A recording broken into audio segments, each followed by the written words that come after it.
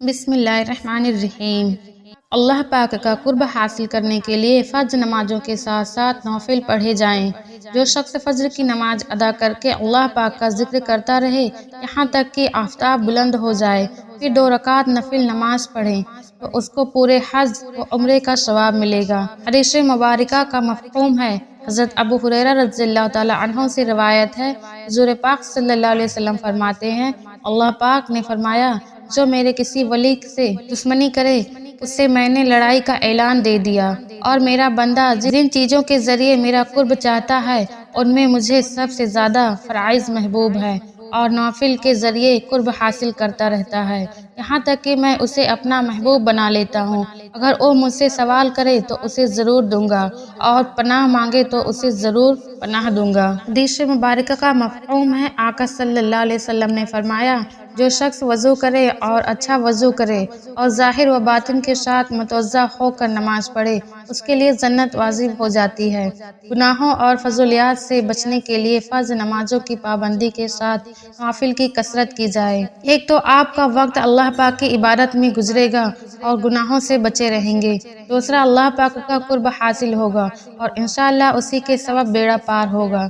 شب برات کی نفل نمازیں، مغرب کی نماز کے بعد 6 رکعت، 1000 بھی حاجتیں ہوں گی وہ بھی پوری ہو جائیں گی۔ ام المومنین حضرت عائشہ صدیقہ رضی اللہ تعالی عنہا فرماتی ہیں، رسول کریم صلی اللہ علیہ وسلم میرے ہاں تشریف فرمائے، رات کو آپ صلی اللہ علیہ وسلم میرے حجرے سے نکلے، میں بھی آپ صلی اللہ علیہ وسلم کے پیچھے نکلی، مگر میں نے آپ کو جنت البقیع میں پایا، وہاں آپ مومن مردوں اور مومنہ عورتوں اور شہداء کی بخشش کے لیے استغفار فرما رہے تھے، تو میں نے عرض کیا، یا رسول اللہ، آپ تو اللہ کے کام میں لگے ہیں اور میں دنیاوی حاجت میں ہوں۔ پھر آپ صلی اللہ علیہ وسلم تشریف لائے اور فرمایا، اے عائشہ، میرے پاس جبرائیل حاضر ہوئے اور عرض کی، یہ شعبان کی 15ویں رات ہے، اس رات اللہ بنی کلب کی بکریوں کے بالوں کی تعداد کے برابر جہنم سے لوگوں کو آزاد فرماتا ہے، مگر اس رات اللہ مشرکینہ رکھنے والا اور پاجامہ ٹخنوں سے نیچے رکھنے والے اور ماں باپ کو ستانے والے اور ہمیشہ شراب پینے والے کی طرف نگاہ کرم نہیں فرماتا۔ 14 شعبان کا دن گزرنے کے بعد جو رات آتی ہے 15 شعبان کی رات ہوتی ہے، مغرب کے وقت ہی اور رات کی تاریخ بدل جاتی ہے۔ اسلامی مہینے میں اس رات کو شب برات کہا جاتا ہے۔ مغرب کے وقت سے طلوع فجر تک یہ رات شب برات کہلاتی ہے۔ اب اس رات میں مغرب کی نماز کے بعد 6 رکعت نفل نماز ادا کی جاتی ہے۔ عشاء کی نماز سے پہلے وہ 6 رکعت کس طرح ادا کرنی ہے وہ طریقہ جان لیجئے۔ سب سے پہلے تو آپ مغرب کی نماز ادا کریں، کیونکہ وہ فرض نماز ہے۔ فرض نماز کے ساتھ ساتھ سنتیں ادا کریں، نوافل ادا کریں۔ یہ سب ادا کرنے کے بعد اب اطمینان اور سکون کے ساتھ کھڑے ہو جائیں۔ کھڑے ہونے کے بعد 6 رکعت نفل نماز آپ کو ادا کرنی ہے، وہ بھی 2 رکعت کر کے ادا کرنی ہے۔ 2 رکعت نفل پڑھنی ہے، پھر سلام پھیرنا ہے، پھر 2 رکعت پڑھنی ہے، پھر سلام پھیرنا ہے، پھر 2 رکعت پڑھنی ہے، پھر سلام پھیرنا ہے۔ 2 رکعت کر کے 3 مرتبہ میں 6 رکعت ادا کریں۔ سب سے پہلے آپ کو 2 رکعت نفل نماز کی نیت کرنی ہے۔ آپ جس طرح دوسری نمازوں میں کرتے ہیں نفل نمازوں میں اسی طرح سے آپ کو نیت کرنی ہے۔ بس ذہن ہے کہ ان 2 رکعتوں کے وسیلے کے صدقے سے اللہ تبارک تعالیٰ میری عمر میں فراغی فرمائے، میری عمر میں برکت فرمائے، میری عمر دراز کرے۔ یہ ذہن میں رکھیں، یعنی عمر درازی کے لیے آپ یہ نماز ادا کر رہے ہیں۔ نیت باندھنے کے بعد دوسری نمازوں میں جس طرح آپ سورہ فاتحہ یعنی الحمدللہ رب العالمین کو پڑھتے ہیں اسی کے ساتھ کوئی سورت ملاتے ہیں۔ رکوع کرنے کے بعد سمیع اللہ لمن حمدہ کہہ کر ٹھہریں، پھر سجدے میں جائیں، اللہ اکبر کہہ کے 2 سجدے کریں، پھر سجدے کرنے کے بعد کھڑے ہو جائیں۔ پھر دوسری رکعت میں بھی اسی طرح سے 1 مرتبہ سورہ فاتحہ، اس کے بعد کوئی دوسری سورت ملا لیں، پھر رکوع سجدے وغیرہ کریں۔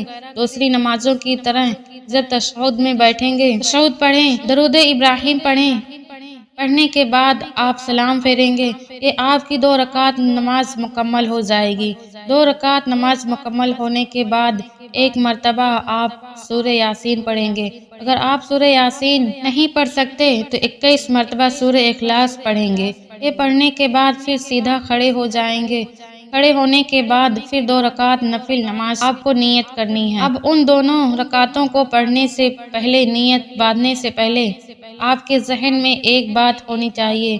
وہ بات یہ ہے کہ اللہ تبارک تعالیٰ ان 2 رکعتوں کی برکت سے میرے گھر میں برکت عطا فرمائے، مجھے آفتوں بلاؤں سے محفوظ فرمائے۔ ذہن میں یہ رکھیں کہ مجھے بلاؤں، آفتوں، مصیبتوں سے اللہ محفوظ رکھے اور میرے گھر میں برکتیں نازل ہوں۔